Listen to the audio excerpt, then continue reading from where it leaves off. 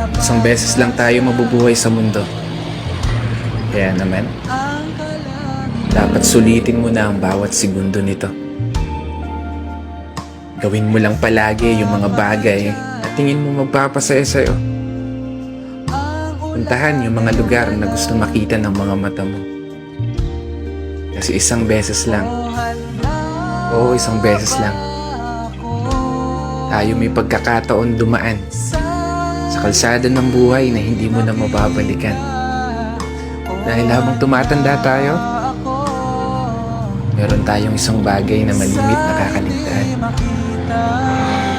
Yun ay maglaan ng oras para sa sarili nating kaligayahan.